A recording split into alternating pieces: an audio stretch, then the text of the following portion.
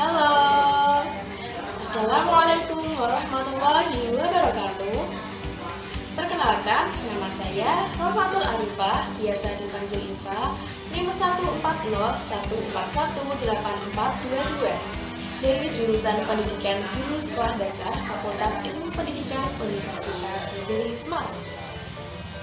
Saya dari Rombel ini, dalam kesempatan kali ini akan memaparkan terkait tugas mata kuliah bimbingan dan konseling yang diampu oleh Ibu Kurniana Bertinisi. Terima kasih atas kesempatannya. Dan terkait topik yang akan saya bahas yaitu mengenai tujuan, fungsi, dan orientasi BK atau bimbingan dan konseling. Yang pertama, tujuan bimbingan dan konseling.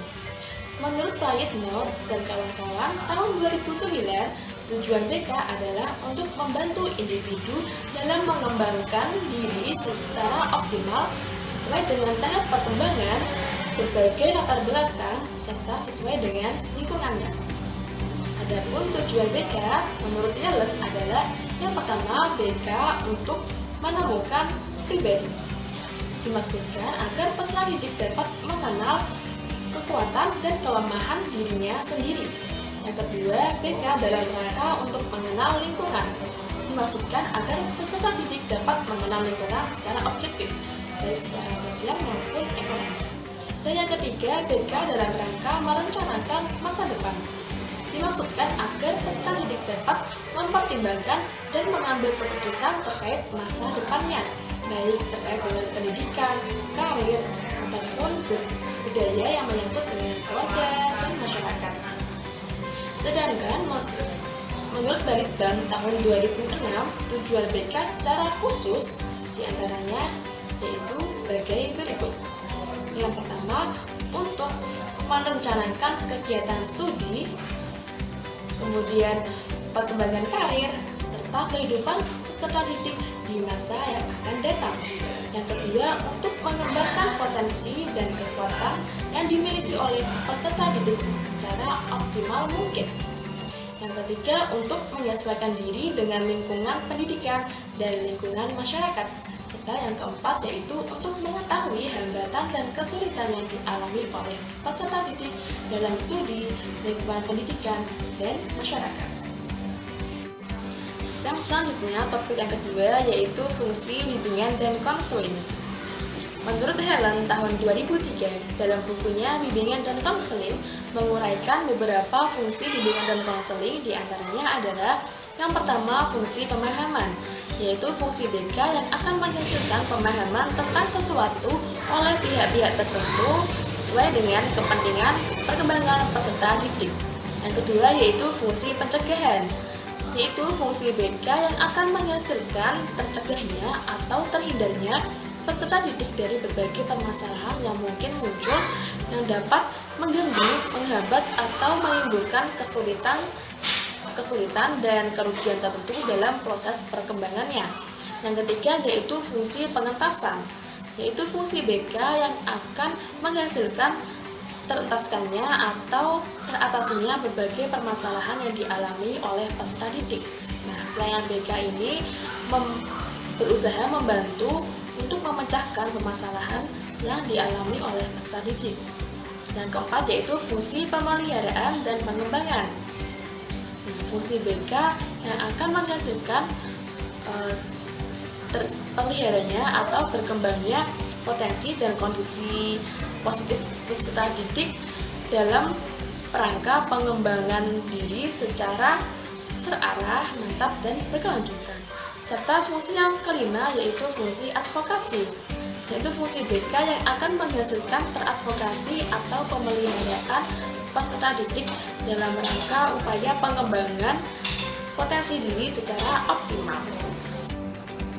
Dan topik yang ketiga yaitu orientasi bimbingan dan konseling. Orientasi BK adalah titik berat pandangan atau pusat perhatian konselor terhadap kliennya.